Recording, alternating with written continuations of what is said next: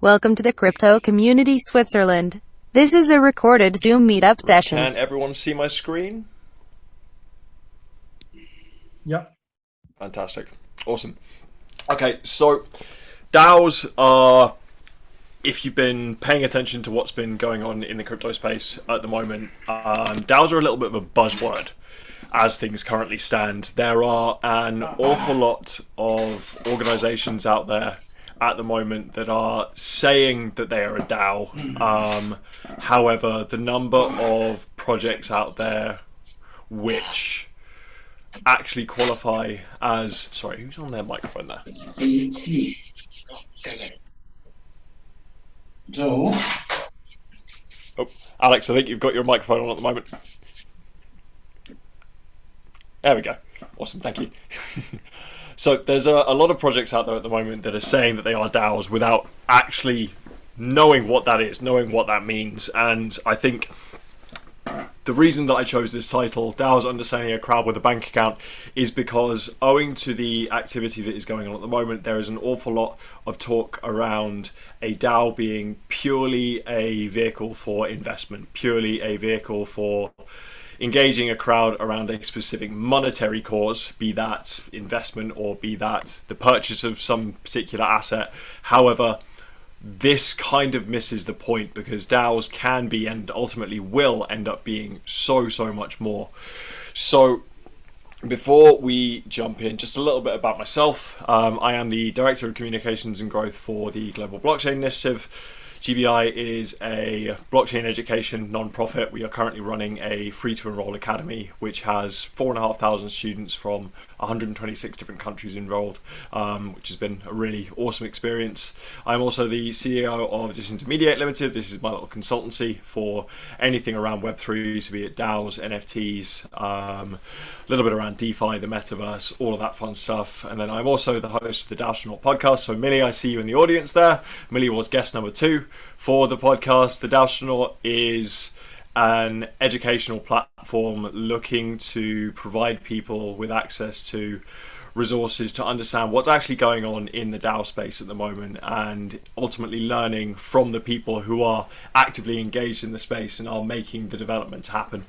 And then also I am a master's student with the Ziggurat Global Institute of Technology studying blockchain as well. So that is a little bit about myself. Now,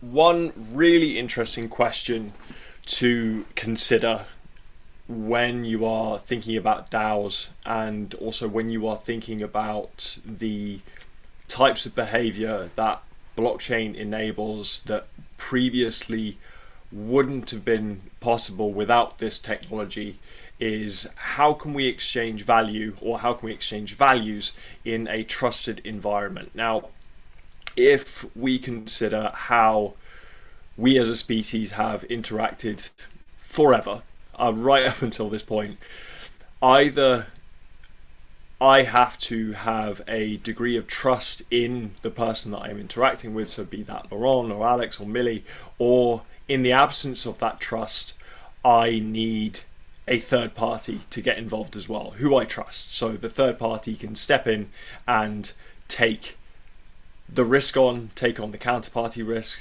and act as an intermediary. Now, this is the way that things have always been, but up until this point, things haven't been possible in any other way until blockchain came along. Now, blockchain allows for interactions to happen in a trustless environment, or in an environment whereby trust is built into the system on an inherent basis by the technology layer.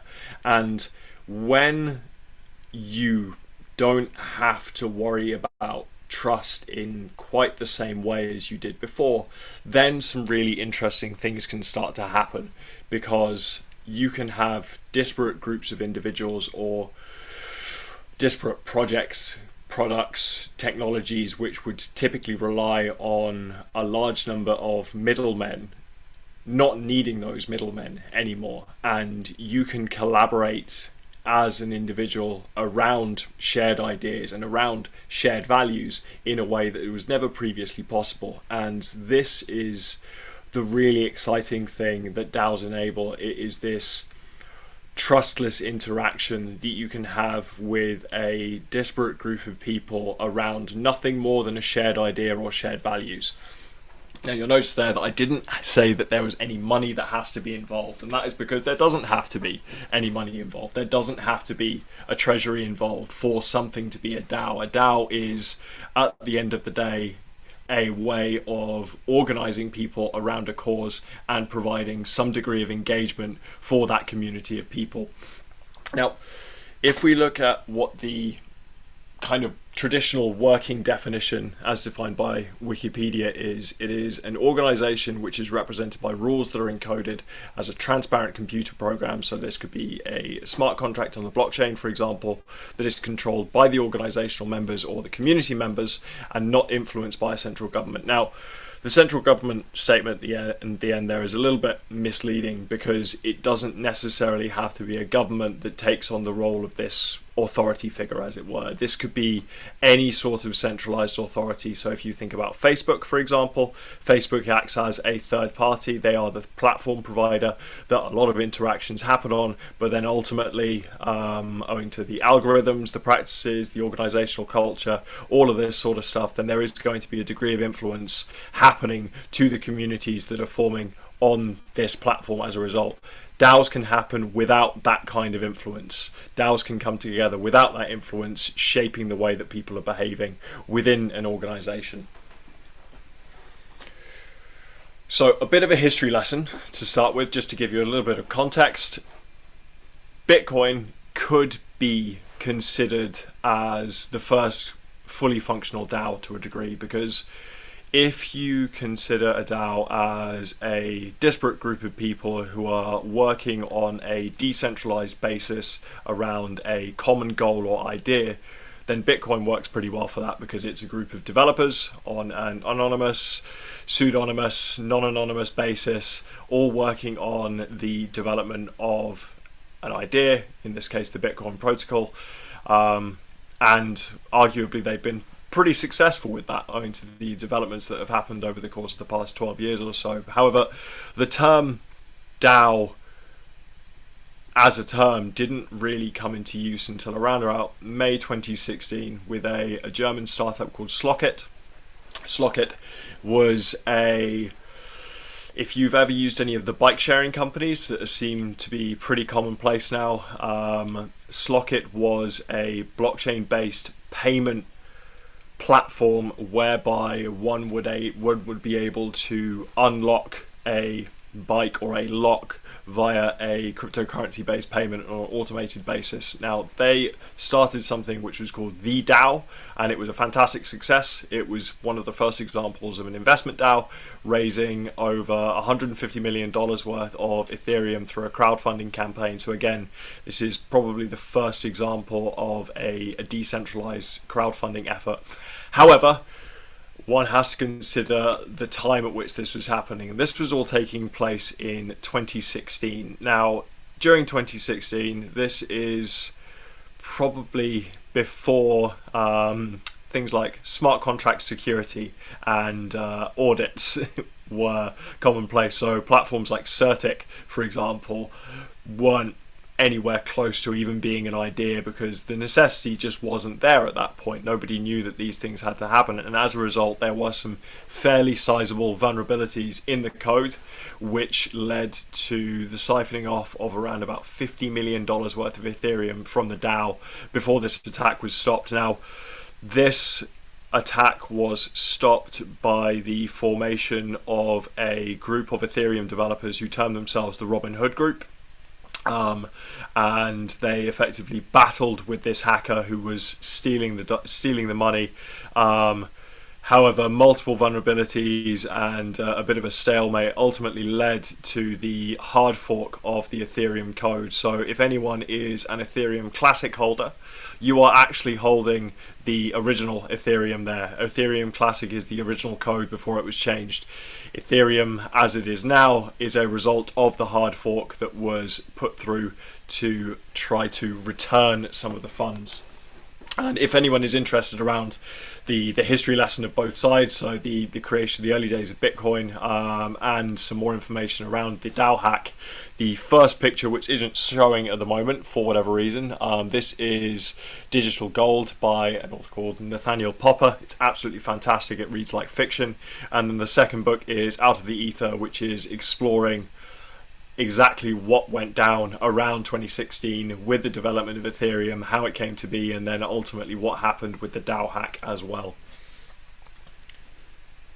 Now, when you hear the term DAO, I think a really important thing to understand is what a traditional organizational structure looks like beforehand, because without that context it can be quite difficult to visualize how a DAO is different, how a DAO can be different. And now this is obviously quite a high level overview of what traditional organizations look like. This is very simplistic, and this is not to say that all traditional organizations look like, but if you look at this graphic, you'll see that there's a pretty common theme that exists in all four of these areas, irrespective of how they are structured, and that is with one individual at the top, so be that the CEO, the general manager, or the manager, and then an arrangement of individuals in varying layers underneath them.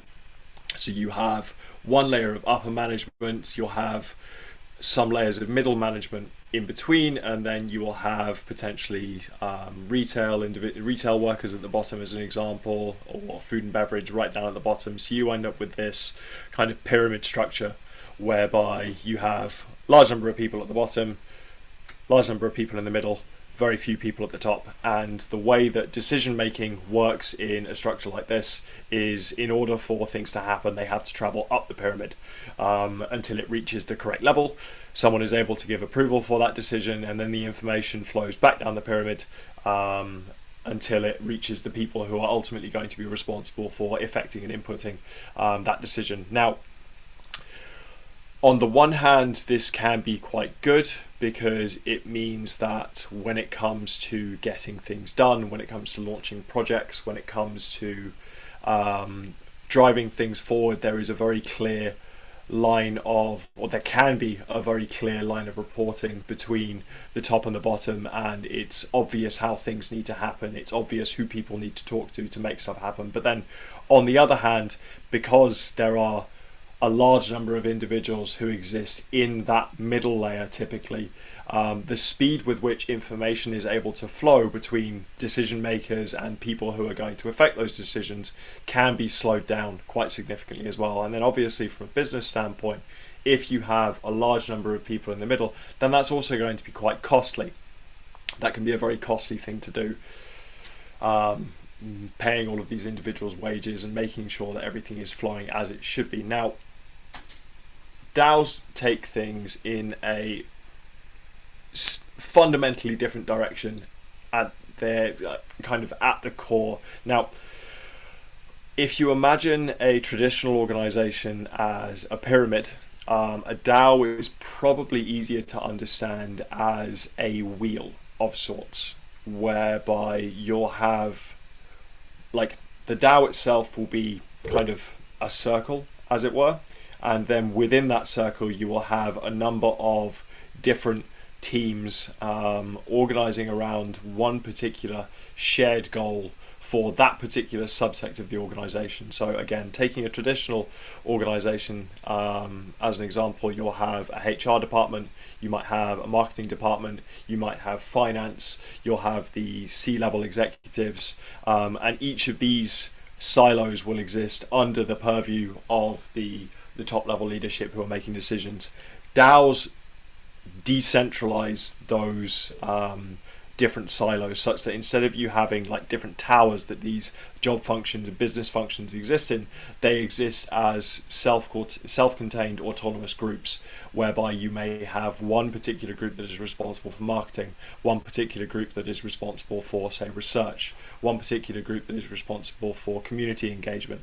And the key thing about these groups is they are self-managing, they are autonomous. They do not rely on decision making from an upper level whereby the responsibility for the direction an organization goes lies with the upper level. The responsibility for where the organization goes lies with the whole community and the different groups that they are working in. And this can be structured in quite an interesting way, because you'll have one particular DAO as like an umbrella kind of term, and then you'll also have a number of different sub-DAOs that exist underneath it. So these different sub-DAOs form those business functions, execute those business functions.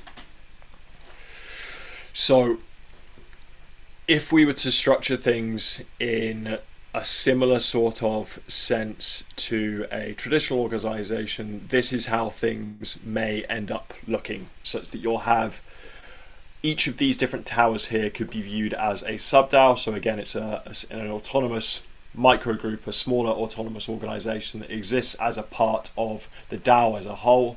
You'll have these kind of manager roles, which will again be elected by the different teams. These manager roles will form the center of the wheel around which each of these different sub-DAOs is structured, and then those sub-DAOs will all come together as a part of the larger DAO. But ultimately, instead of the organization answering to the upper leadership as they would in a traditional organization, again, like I understand that this is an oversimplification, but instead of there being like the buck stops with the C-level executives, it's actually the other way around. The community has the ultimate power, because the community is responsible for selecting the teams that form up these sub-DAOs. Those teams are then going to be responsible for organizing themselves in such a way that they are selecting the right sub-managers. Then the most experienced individuals within these sub-DAOs may then also be responsible for choosing which individuals form a core of that DAO, and then ultimately there may also be a manager that comes about as a result of that. Now, this may be one person, this may be a group of people, it may happen on a rotational basis, whereby different people step into the role of overall manager for each of these sub-DAOs at any one point. But the point is, instead of it being top down, it's kind of bottom in. The community exists around the DAO, and the DAO exists to empower the community, and the community has final say over how things are done. Now, again, as I said previously, DAO is a bit of a buzzword at the moment, and what I am seeing from a trend standpoint in the space is, we saw last year over the course of the summer, before the summer we had the meme coin boom, then over the summer we had the boom in NFTs on OpenSea, then we had the rise of the altcoins and the various alternative layer ones such as Terra, Near Protocol, AVAX, and now we are starting to see another pivot. And what I am seeing, at least, is a lot of organizations and projects are now starting to term themselves as a DAO. Now, are these projects actually DAOs, or are they just calling themselves a DAO because they are having to pivot because they realize that the original vision that they had for the technology or project isn't necessarily going the way in which they hoped, and so they are having to call themselves a DAO in order to stay relevant and try and keep up with the current trends in the market?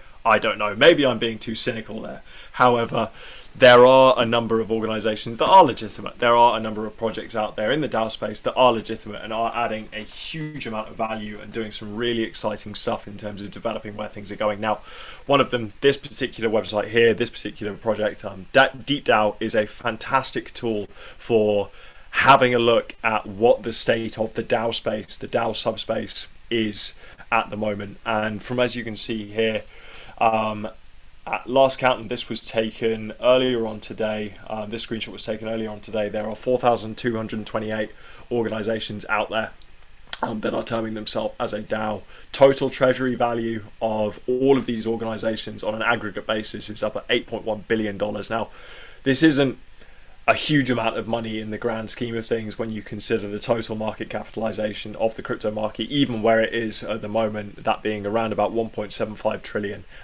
It is still very, very small potatoes, as it were, but this is growing quite significantly. And I mean, you can even see from this chart here that there has been some fairly substantial, fairly significant growth over the course of the past 6 months or so, and that growth, as projects develop and as ideas develop and as the kind of the theory, the organization, the governance that exists behind these organizations develops, this is only going to accelerate, because if you think about the number of really exciting projects that are happening out there, what is the one thing that every single project in the crypto space and in the blockchain space as a whole has in common is that they are all ultimately a community driven project. There are not too many centralized projects out there that have had a significant degree of success. And if a project is community driven, then how does one effectively engage your community going forward in a space which is renowned for being community driven, community focused, open and collaborative? A DAO is the way that things have to go.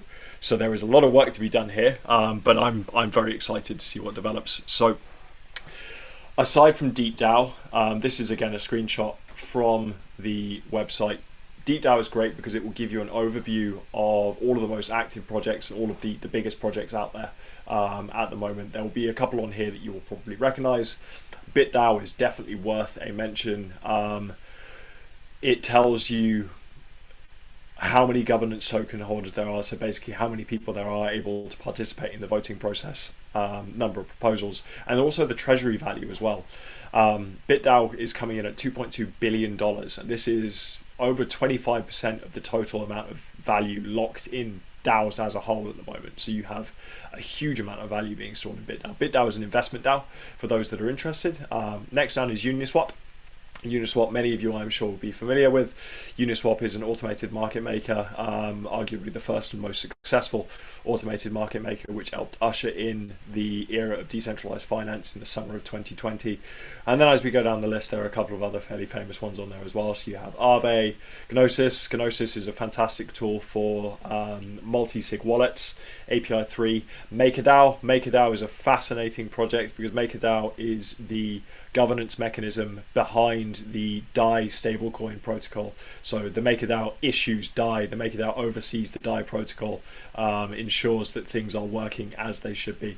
And then right down there at the bottom is everyone's favorite Ponzi scheme, Olympus DAO. Olympus, I have a soft spot for Olympus. I think some of the things that they have done in terms of innovation and helping to push the space forwards are very, very interesting indeed. If you look at Uniswap, for example, Uniswap is a decentralized exchange. However, the liquidity for Uniswap comes from third parties. They rely on third-party liquidity providers to support them. And this is all well and good when there are rewards for liquidity providers to support Uniswap. However, what happened towards the end of last year is Uniswap suffered a 50% drop in the total amount of liquidity on the platform because the rewards program for their liquidity mining program, the incentives basically stopped, and there was no lockup in place to prevent LP providers from pulling their liquidity and moving to a different protocol. So there was a 50% drop in the liquidity on the platform, and then a massive drop in the total value of the treasury as well, because the majority of the tokens held in Uniswap's treasury are Uni tokens. And if there was a drop in the total amount of liquidity on the platform, then the value of the Uni token also ended up cratering as well.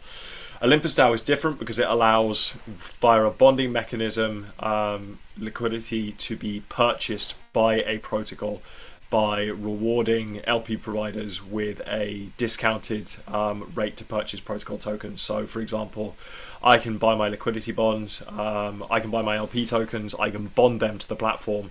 I will get access to Olympus tokens at a discount to market rate, and those will vest over the course of a 5-day period.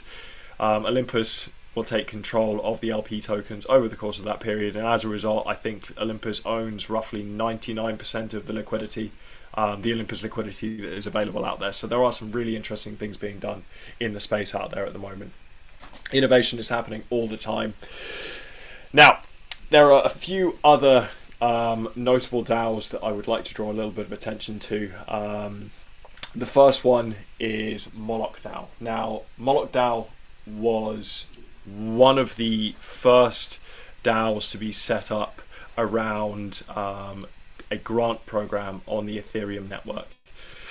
Ethereum is obviously a very famous protocol and a very well developed protocol. However, the method by which grants were given for Ethereum improvement proposals, so for example the transition over to Ethereum 2.0 and moving from proof of work to a proof of stake chain, the grants proposal prior to the formation of Moloch DAO was a bit of a minefield. So Moloch DAO was created specifically with the maintenance and development of the Ethereum protocol in mind. And one thing that I think is really interesting here is that Moloch, as a name for the DAO, is a gentle jab in that Moloch was the Canaanite god of child sacrifice.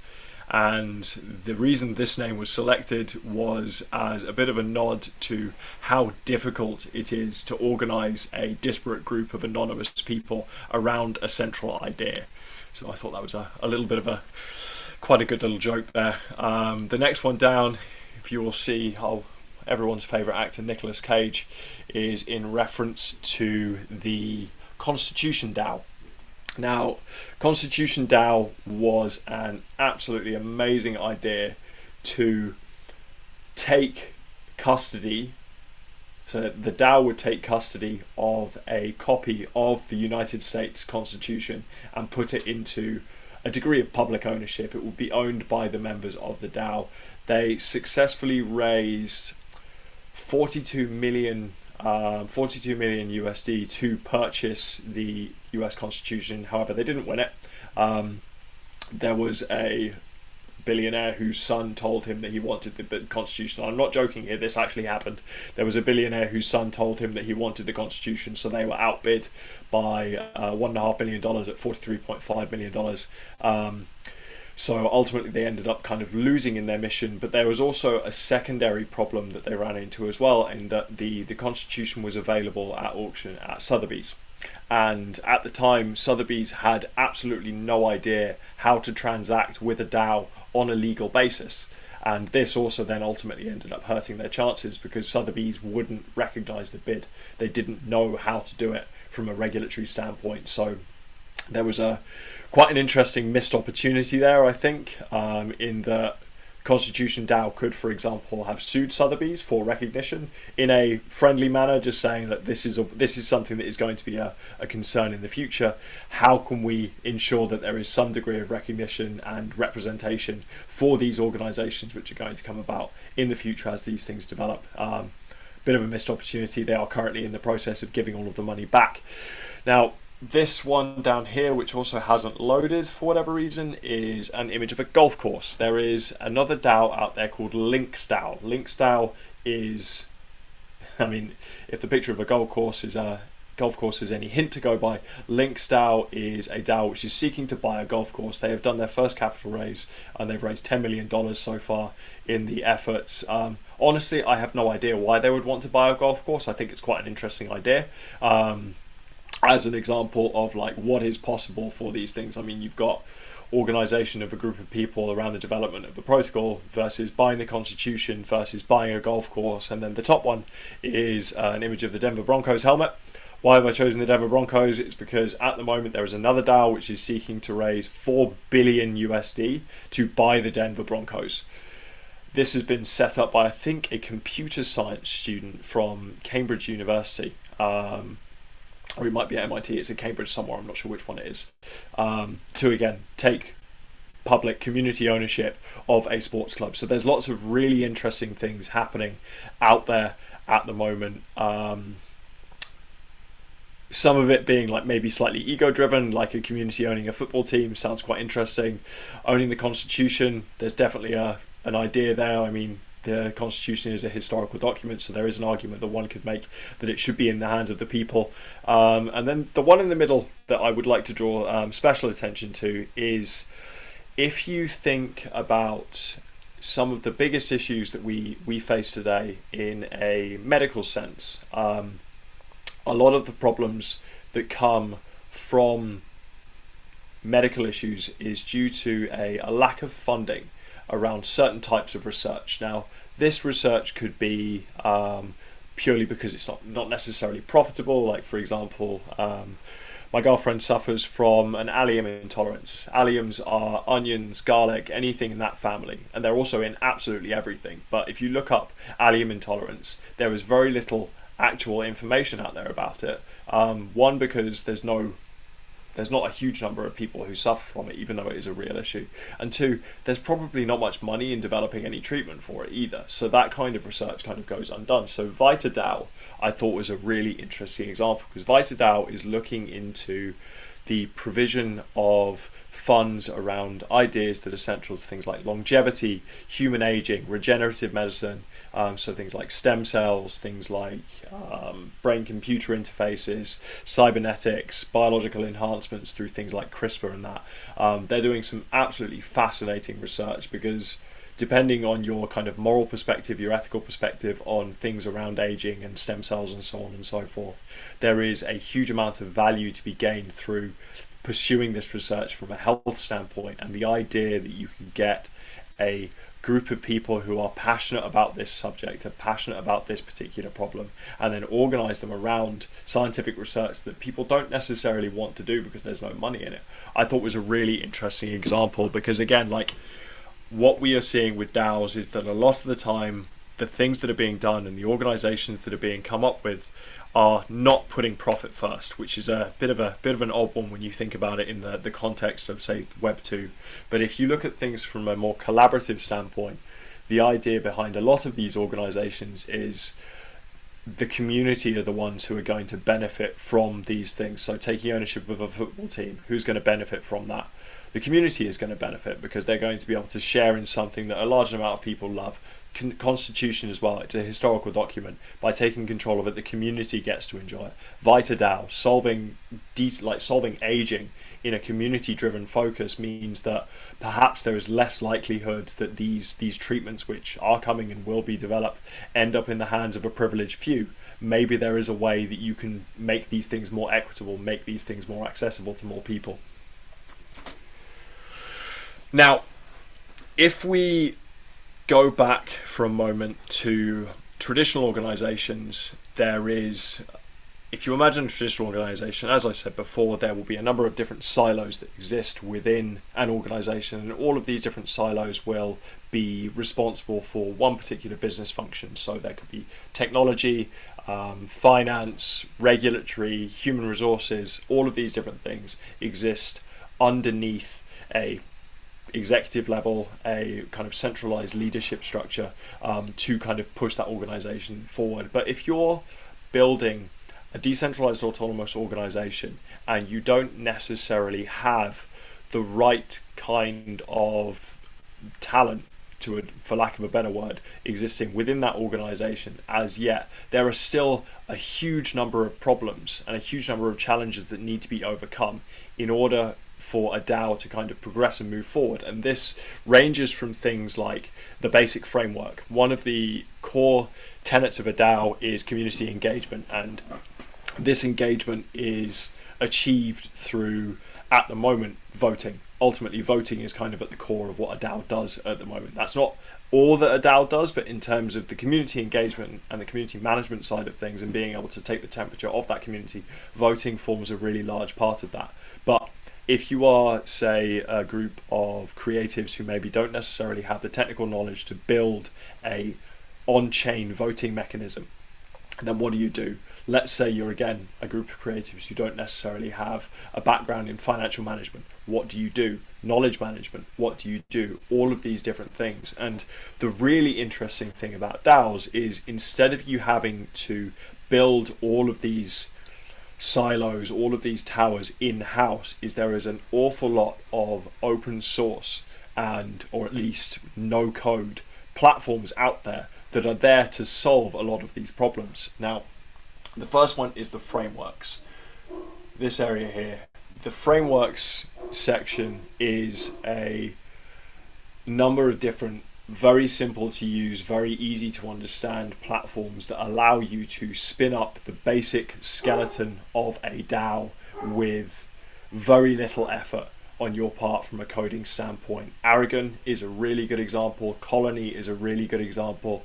You can, with these platforms, choose what your token allocation looks like, choose the kind of voting rights that token holders are going to have, whitelist wallets, choose a chain to deploy on as well, and then spin up a very easy governance mechanism, all through using these platforms. Another thing, if you are using Aragon, is there is a dispute mediation service that exists specifically for DAOs that have been built on the Aragon platform. This is called the Aragon Court. Now, the Aragon Court is a decentralized, autonomous, anonymous court whereby different judges are effectively called for what could be jury duty and are selected based upon a reputation metric, which is again developed over time through reasonable inputs and reasonable kind of behaviors within the organization, such that people know these individuals are trustworthy, and these individuals can step in and help mediate disputes between two different DAOs that have been built on Aragon. If that doesn't work, if the initial kind of layer doesn't work, you can then take things up a level. The dispute can then be put out to the entirety of the Aragon network, and everybody is able to give some input. And then if that doesn't work either, there is also a very top layer of the Aragon Court, which is effectively the Aragon Supreme Court, which is the best is a bit of a loaded term in this context, but the eight most trustworthy, best judges on the network, as dictated by their previous behaviors, as dictated by their reputation, can then preside over the dispute and then come to some sort of consensus as to which way things go. Now, this is currently not recognized on a legal basis as kind of like a binding observation, a binding ruling, as it were, in the same way that it would be in a traditional court of law. But it's really interesting that the tools that are necessary in the traditional world are now starting to appear on chain, again through necessity. Like, the idea of having to mediate two disputes between two DAOs in a traditional court sounds like a headache. So the fact that people are trying to build these tools and make these things accessible to people is great. Contribution and reputation, again feeding into that reputation metric that I spoke about with the Aragon Court. There are a number of different platforms available there. Gitcoin is a really good example. Layer 3, Wonder, all really good. DeepDAO we've seen for front end and analytics. Another one that is worth a mention that isn't on here is DAO Lens. One of the problems that people struggle with DAOs at the moment is if you are a non-technical contributor, it can be quite difficult to get involved in the DAO space. DAO Lens are setting up a platform to make that easy, to make it easier for people with soft skills, as it were, so marketing, sales, that sort of thing, to get more involved in the DAO space through making a really easy to access, really easy to use front end. Then you've got things like UMA. For compensation, UMA have a decentralized treasury protocol as well through use of the UMA token, which can be good for helping DAOs to manage their treasury and manage the fluctuations in their treasury that can come about as a result of the volatility which is kind of inherent to the crypto space. GitHub, if you are a developer, I'm sure you'll be familiar with. GitHub is another really good example because, again, a lot of the time incentives are built around the technical aspects of a DAO, and these can be bounties, right? If you're looking to develop the DAO, you can put bounties out for things like bug detection, so on and so forth. Medium, again, a really good example of how to put things out. Where is Gnosis in treasury management? Gnosis is a multi-sig wallet product. So instead of there being just like having the DAO's treasury in a MetaMask extension on your Google Chrome, which I'm sure Laurent would have something to say about from a security standpoint, it's probably not the smartest idea. Gnosis is a multi-sig wallet whereby if you have a number of core contributors to a DAO, anytime a transaction happens, you need more than one person or multiple people to sign that transaction before it goes through, to try and prevent any nefarious behavior or bad actors. And then you've got a couple of other ones there as well. Unlock Protocol, for example. Unlock Protocol is an access token. They collaborated with, I think it was Forbes last year. They really took off at around about April, May last year. And I think the token went from around about $100 in value to $2,500 over the course of 24 hours. I think it's around about 60 now, so I'm sure there are some people still bag holding from that. But it's a really interesting idea that you can pay for a subscription to something like Forbes through use of these tokens, through use of these access tokens. And then you've got the more kind of familiar discussion areas. So you've got Discord, Telegram, Twitter, and then a number of other ones as well. Knowledge management, Notion is a really good example. Substack is also quite a good example too.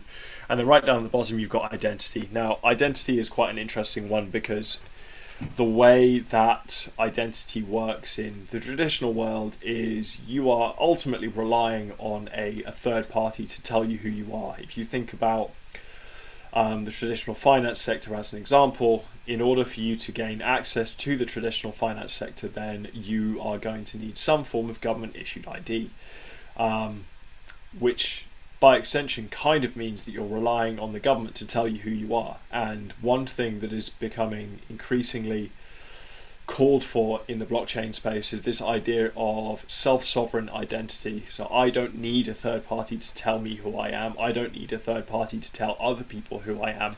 I am capable of managing my identity for myself. And there are a couple of interesting projects out there that are doing that. Proof of Humanity is quite an interesting one. I would suggest that everyone look that up. There are probably a few problems with that, gaming the system, for example, but then you've also got things like ENS too, and then IDX. So these are all amazing platforms. If anyone wants to take a screenshot of this particular one and then just work through and have a look at what these things are doing, I would highly recommend doing that. So what does the future look like then? Now, on the previous slide, we had a number of different DAO tools that all come together to form and act in a similar way to a number of different silos that would traditionally exist in a traditional organization. And this is very interesting from an organizational standpoint, but from a legal standpoint and from a recognition standpoint, there are not too many places at the moment that recognize this kind of organizational structure as again, like legitimate isn't necessarily the right word here because it has a connotation associated to it, but like a legitimate way of doing things, a legitimate method of organization. So a traditional organization could be an LLC or a limited company, top-down, standardized. Lots of decision making is taking place behind closed doors, so these can be things like executive level meetings, traditional finance, treasury management, and then there is standardized reporting that comes out as a result of that as well. Are they transparent from the outside? Well, unless you're a shareholder or you have some sort of access to potentially privileged information, transparency is not going to be the first word used to describe the way in which these organizations look from the outside. DAOs 1.0 are an evolution of that. So the DAO, Bitcoin, a good example of DAOs 1.0. These are more open. These are more open to fluid participation. There isn't necessarily a hierarchy. However, they can be slow due to disorder because there is a lack of, not necessarily leadership, but because there is a lack of clearly defined reporting lines, as it were, it can be quite difficult to organize people. So again, going back to Moloch, this idea of the god of child sacrifice as a bit of a nod to the difficulty of organizing a disparate group of people. DAOs 1.0 are quite slow due to this disorder. DAOs in this context as well also tend to lack specialization, and they're very hard to scale. If you have a disparate group of people that is disordered, scaling that group of people is going to be incredibly challenging. A lack of standards can be a problem as well. Voting is sometimes often decoupled from execution, so just because you voted on something doesn't necessarily mean it's going to happen. But treasury management is happening via DeFi as opposed to TradFi. So again, we spoke about Uniswap briefly earlier. Uniswap is managed by a DAO. Treasury management is managed by the DAO as well. The Uni protocol, the Uni treasury is all taking place in DeFi.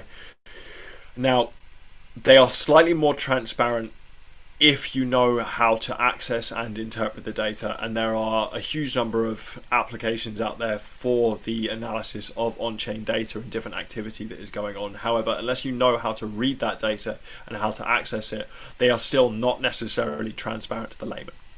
And then we move into potentially what the future could look like, and this is DAOs 2.0. These organizations are significantly more open. They have a much more effective method for filtering not only community members but also proposals and ideas that are happening within the DAO as well. Participation is happening on a much more fluid basis.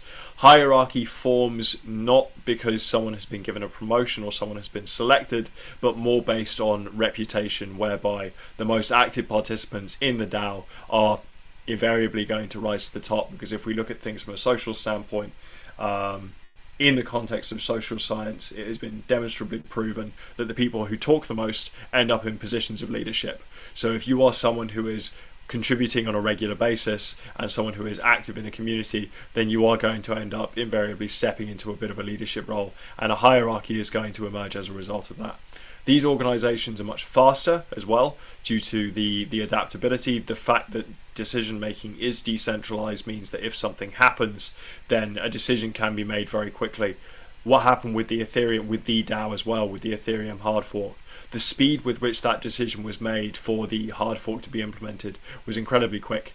That kind of speed of decision making just couldn't exist in a traditional organizational structure. With this emergent hierarchy and with this kind of more powerful filtering mechanism in place as well, you are then able to start specializing. So things like Constitution DAO, things like BitDAO, the investment protocol, things like MakerDAO, DAI protocol, these are very, very specialized DAOs that are focused on one specific thing.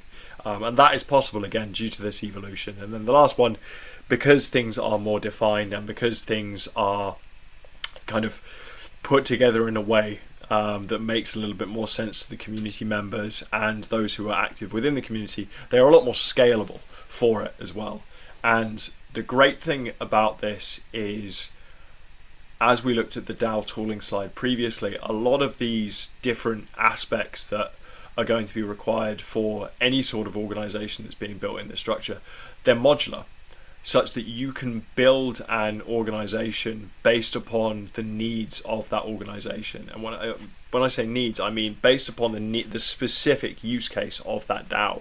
So if you are, say, Constitution DAO, you're going to need a treasury, you're going to need a voting mechanism, and you're going to need like a multi-sig wallet because you've got $42 million in your company treasury and you don't necessarily want someone to run off with that. But if it's more of an action group, you're not even going to need any of the treasury protocols. You're not going to need any of the treasury modules at all. You're not going to need the multi-sig wallet. Maybe you're just going to need a reputation management system. Maybe you're just going to need a basic framework to ensure that people are voting and that you're able to get some sort of back and forth from the community. Votes can be held off-chain and then executed on-chain as well. And then as these things develop too, and as things start to specialize and start to scale, more standardized reporting is also then going to be possible too. And as, again, like the different plugins, the different modules develop too, there are going to be aggregators that come to the fore which are going to be producing human readable data. So DeepDAO, again, really good example of that. You have that fantastic dashboard on the beginning that is making sense of all of these things that are going on within the DAO space. Now, the last little point that I would like to make here is circling back to what I mentioned briefly with legal status. There are not too many places in the world at the moment that recognize a DAO as a legal entity. One area that is worth a special mention is Wyoming in the United States. Wyoming is the first place, as far as I'm aware, that does recognize a DAO as a legitimate legal entity and a way by which an organization can be structured. There are a number of other locales at the moment that are looking into giving formal recognition to DAOs as an organizational structure. Liechtenstein is a good example with the idea of this Liechtenstein Venture Cooperative.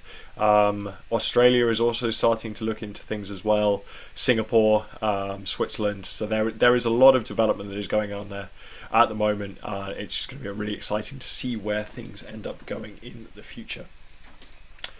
Now, before we wrap up, I think there's one thing that I would really like to draw attention to, is that a lot of what I have said here has ultimately been a bit of a perspective on my part, because DAOs are so new at the moment. There is so little information out there around how these organizations could be structured, would be structured, should be structured, that anyone who is looking to get involved in this space can end up having a fairly outsized influence on the way that things are going.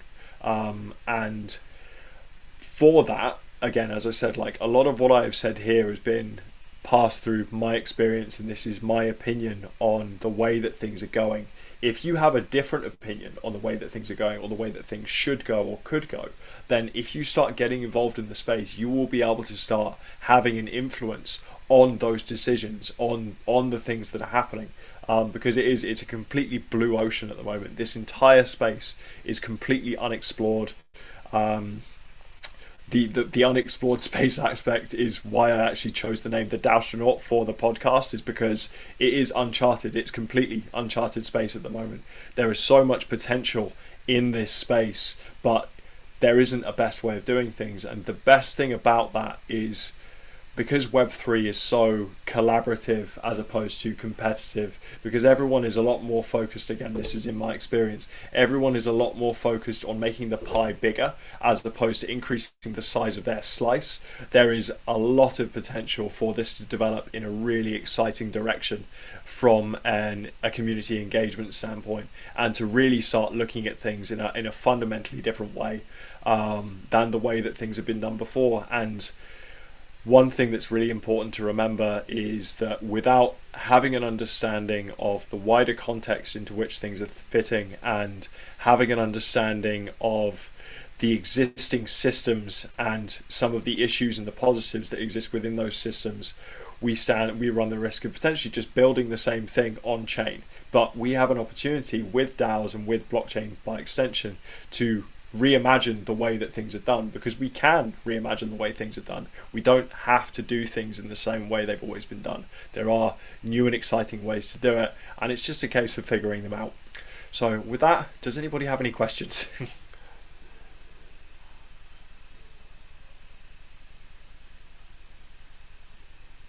Hey, Shall we just unmute and start talking, or how does it work? yeah, That's a sure. great question. Okay. Yeah, go ahead. Absolutely. I should have said something, I guess. Great. Okay. Ben, first, thank you very much. I think this was very interesting, and I think there was so much information, and I really thank you for taking the time. So my question is, if what I take away from this, well, one of the things I take away is that DAOs can have multiple roles. They can help getting stuff done as a community, as a group. They can help with they can take decisions as a group. Maybe also sharing value with the community. I think the Uniswap, I think it was created for this purpose. Maybe there are others. And my question to you is, from what you have seen so far, how good are DAOs at doing these tasks? Like, how good are they at getting stuff done as a group? How good the decision making is? Or maybe there are some other things that they do particularly well that you can comment on.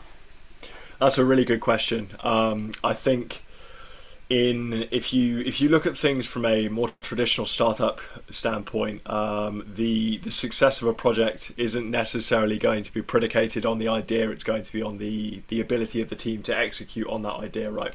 And we have a lot of people in the space at the moment who have some absolutely fantastic ideas, but absolutely zero business acumen, which means that execution is something that doesn't necessarily happen in the most positive way possible. Now, this is, on the one hand, it's quite exciting because there are new ways of doing things, and there are new methods that people are coming up with to organize and to execute and to bring these ideas to the fore and to bring these ideas to life. But on the other hand, at the moment, again, organizing a group of people in a way that leaves them feeling as though they have the right kind of engagement and feel as though they are empowered to kind of do what is being done.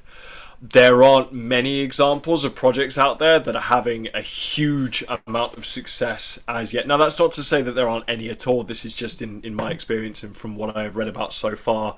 I'm sure there are some projects that are having some good, having some pretty successful having a decent time of it. But the problem and a potential issue is at the moment, a lot of DAOs are basically just kind of like a voting mechanism with a team associated with it, and the kind of things that people are voting on in some projects aren't really of any consequence. So it could be like, do we change the front end of the protocol as opposed to, or do we like put some money towards developing this particular aspect of the project, or do we elect new representatives or something like that. In terms of the amount of impact the community is having on like the more kind of core aspects of the protocol in some of these cases, it's not necessarily there yet. And also there are problems with voting at this stage as well, because depending on how the DAO is structured and how the vote is structured, a lot of the time what happens with the governance tokens is that the number of governance tokens you get given is directly proportional to the size of the investment that you have made in the project, such that if you've made a massive investment, you're going to have a massive amount of influence over the way that things are done. And a really good example of that is Time Wonderland. Now, Time Wonderland was an Olympus DAO fork, so everyone's favorite Ponzi scheme. They basically, the chief financial officer, or the individual who was the chief financial officer, was found to be a somewhat nefarious actor by the name of OX Sifu on Twitter, and he was someone who had been implicated in a massive hack of a Canadian exchange a fair few years back. Apparently he faked his own death, he changed his name, and then he was found to be in control of the treasury for this particular protocol. So it's not necessarily someone that you want to have control over hundreds of millions of dollars. And then that came about, and then then there was some discussion between like the core team and the community, and the core team proposed that the project be wound down and that the initial kind of investors get their money back, and basically like the retail investors who came in later were just shit out of luck. Like there was just nothing that they could do.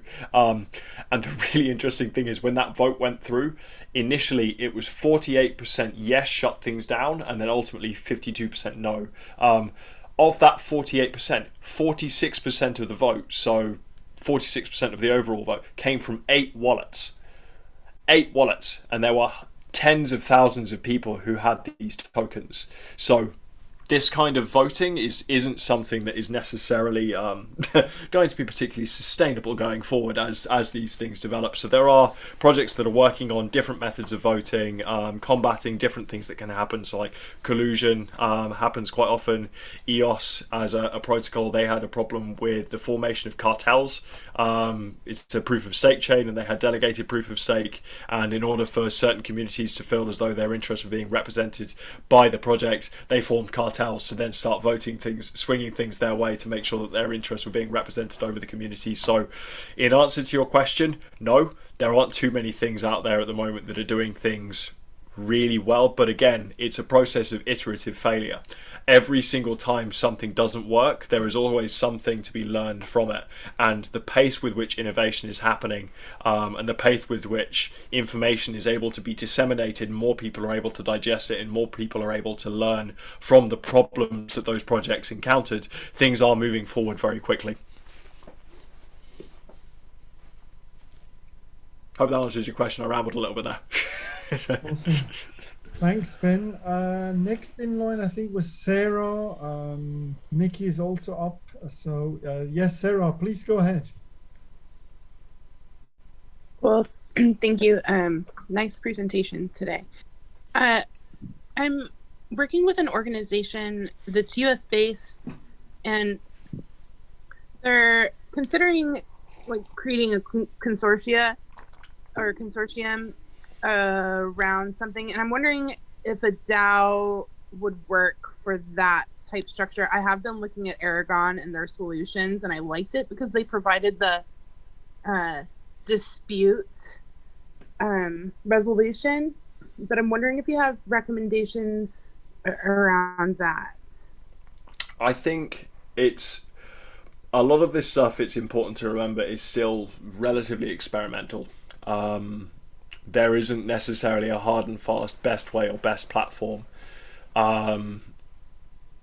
to use things as a structure, and I think that the only thing I would say is it's really going to depend on the nature of the organization and also the use case that they are trying to kind of bring about. Like, what is the value add that implementing a DAO-like structure is going to bring to an organization?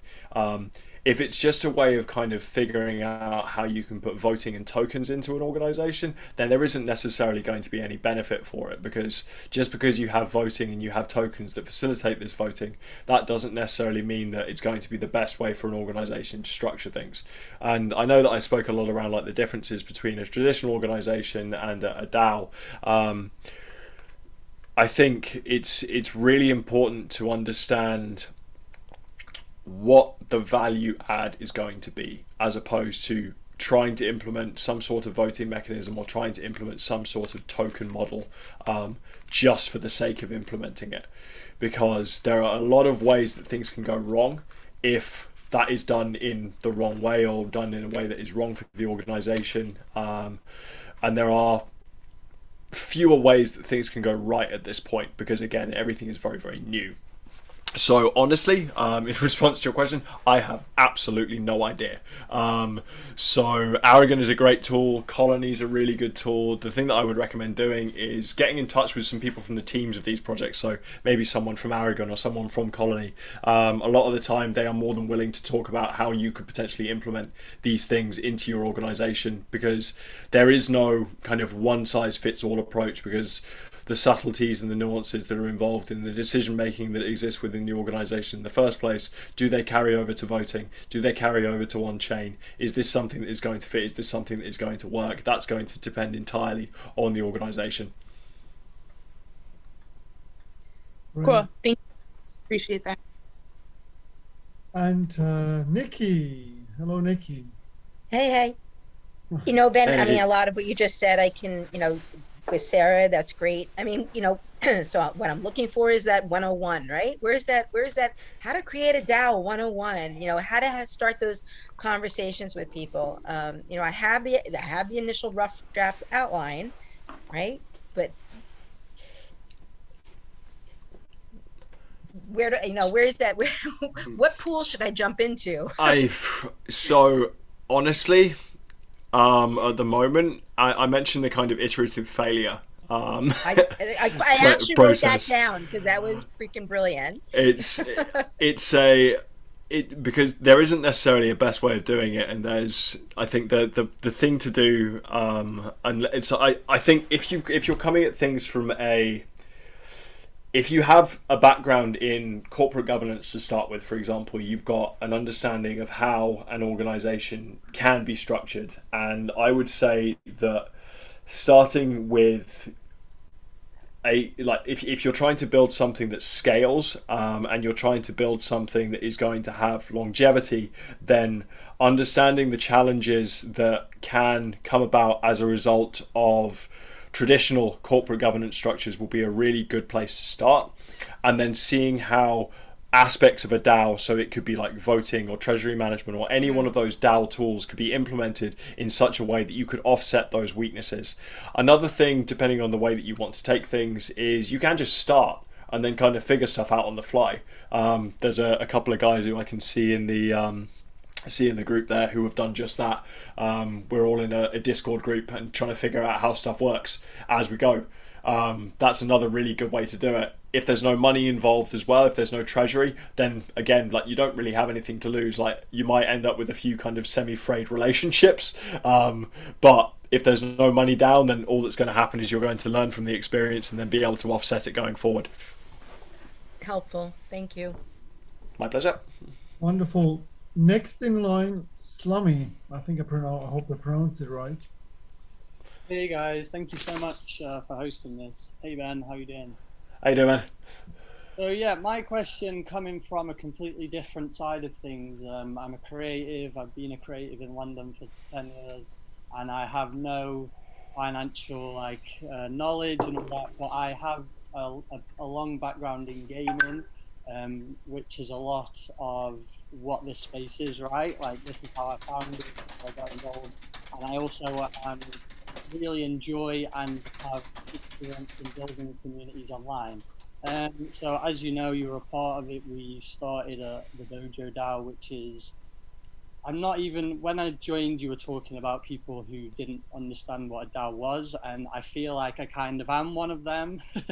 But I've called it a DAO because decentralized autonomous organization sounds like a community to me, right? So yeah, that's how I see it. But yeah, at the moment, there's no token involved, there's no liquidity involved, and I also almost don't want to do that because, again, I don't want that stress.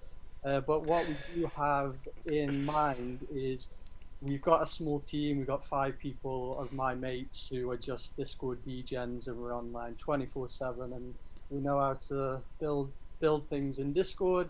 And we want to create a community where creatives can join as an onboarding process to listen, to learn about Web3, because I've been in it a few months and I know the basics. So I want to help my friends to do that. But also as a more monetization way, working with brands and working with projects and almost using our network within a community to collaborate as creative things take more than just one person to create. Like a musician could work with a videographer, for instance. So yeah, sorry for going on so long, but I'd love to hear your take on that as almost a business model without it sounding too about money, because it really isn't. At the end of the day, like you said, it's about just a load of creatives with the same mindset doing anything. So.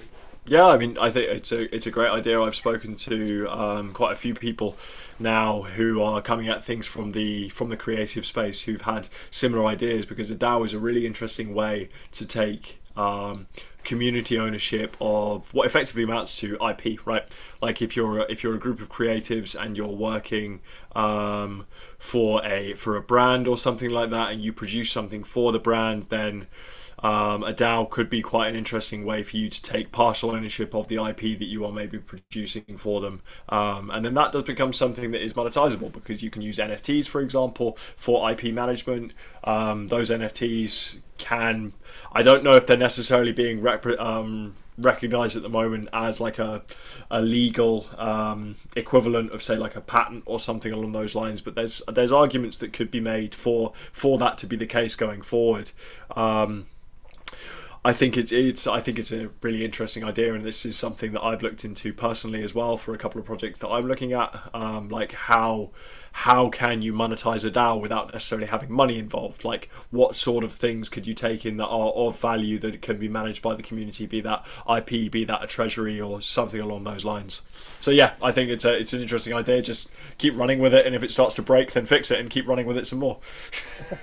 Yeah, that's the plan. I mean, it's exciting if not anything else. Thank you so much, Graham. No, my pleasure. So John is next. Hi there, Ben. Hi, guys. Yeah, I've got a really dumb question. No such thing. I found. Oh, I always say that when I'm teaching, but they're still dumb. No, I found your presentation really interesting, and I've learned a lot. But the one thing I'm still unclear on, is a DAO a smart contract? I mean, how's it physically implemented? Good question. No, that's a really good question. So a DAO is effectively a collection of smart contracts. So if you imagine a traditional organization where you'll have a number of different people who are responsible for executing different job functions, different business functions, what you can do with a DAO is you can replace those people with a smart contract, because a smart contract is input, something happens, and then an output.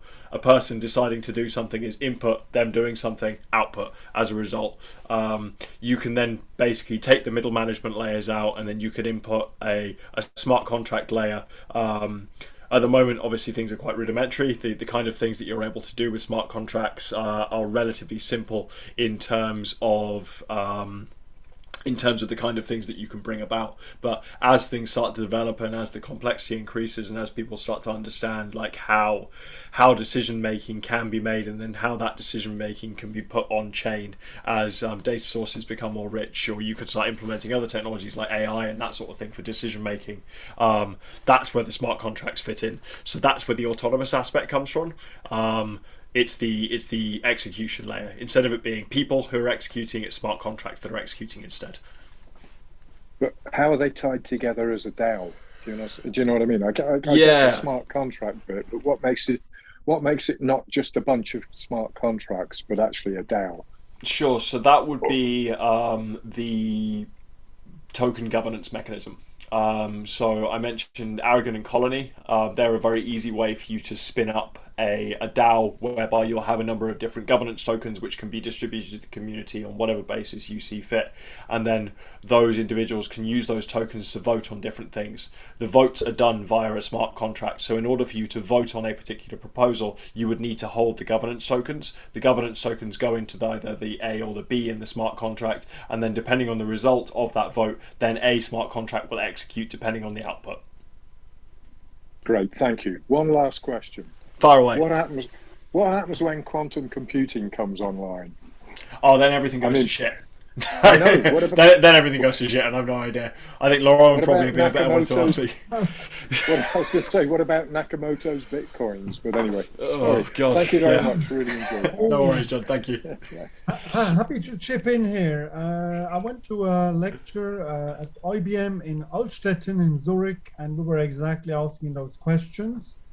And essentially a brute force attack, and also discussing the topic of post-quantum cryptography. And I think we're still quite far away.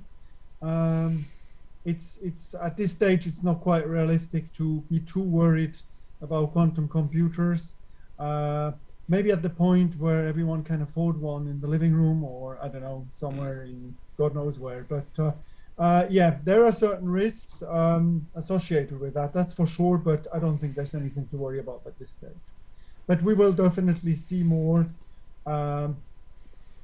different types of attacks coming up. More to worry about those types of attacks versus a quantum computing attack. So yeah, well, thanks. Ben, I had also just 2-3 smaller questions which I wanted to throw on the table. Well, first of all, if we're talking, DAO governance, if they're, what would you classify to be DAO governance? Is DAO governance, for example, when it comes down to deciding on a change on a smart contract, or is there anything like kind of defined? Well, there's nothing defined at this stage, as I heard, but wouldn't it make sense at some point to define like a framework, like DAO policies, governance policies, or anything like that?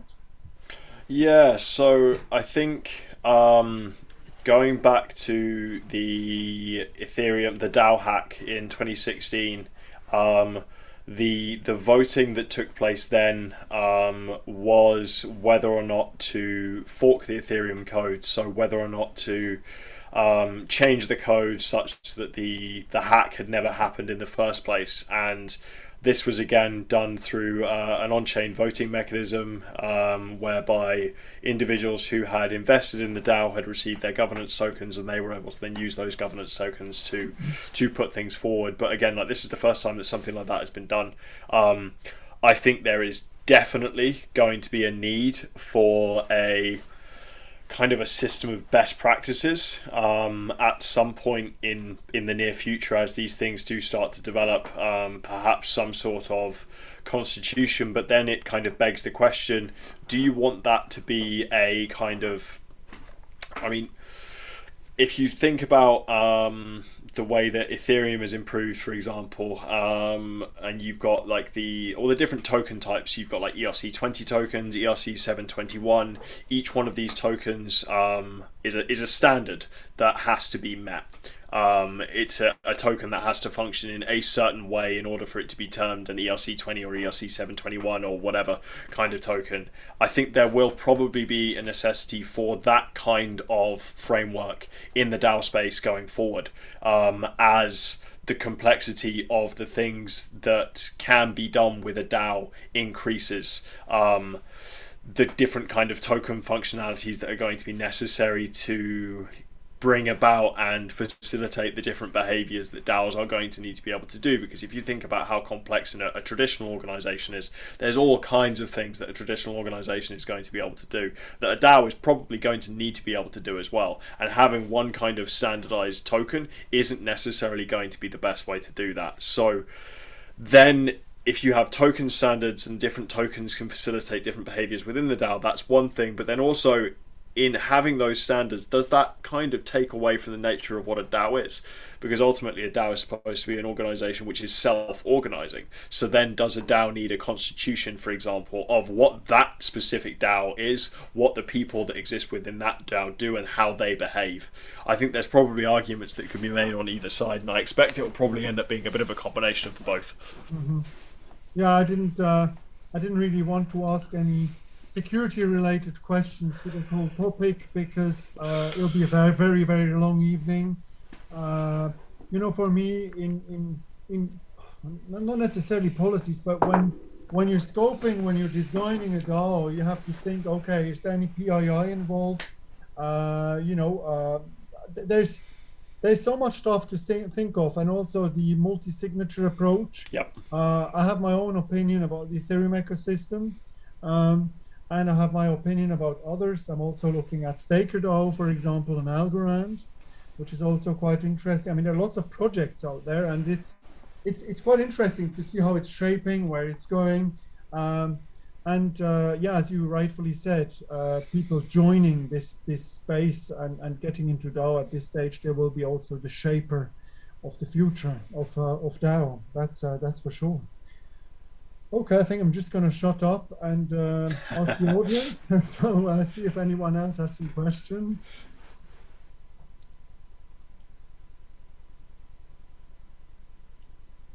Fantastic. The silence is deafening. Brilliant.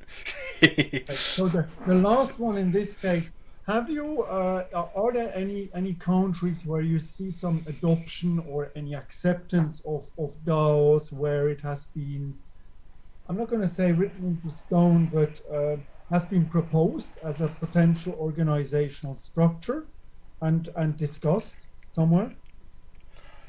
I mean, Liechtenstein is an interesting one because with the Liechtenstein Blockchain Act, you have an entirely new set of laws that has been created around the token container model. Like, what is a token from a legal standpoint, and then what kind of rights does a token carry or not? Does it not carry any rights at all? Like, how is it recognized legally? I think it will be really interesting to see how that evolves to encompass DAOs.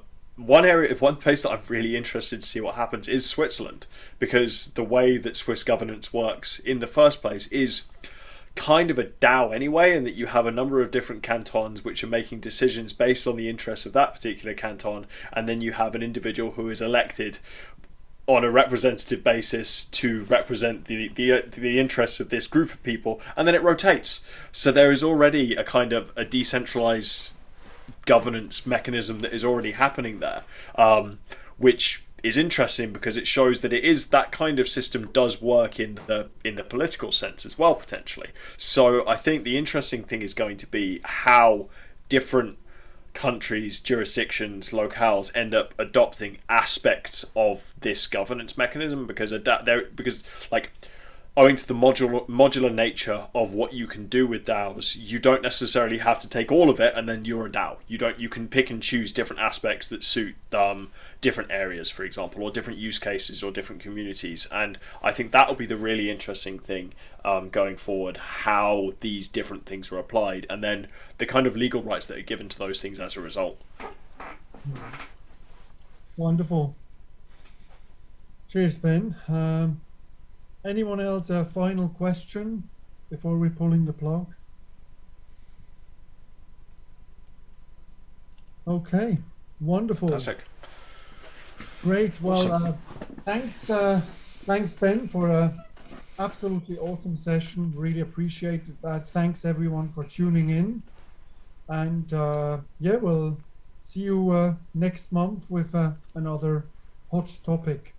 Thank you very much, Ben. Yes, indeed. Everyone. Thank you very much, everyone. Thank you, guys. Excellent presentation. Thank you. Thank you, John.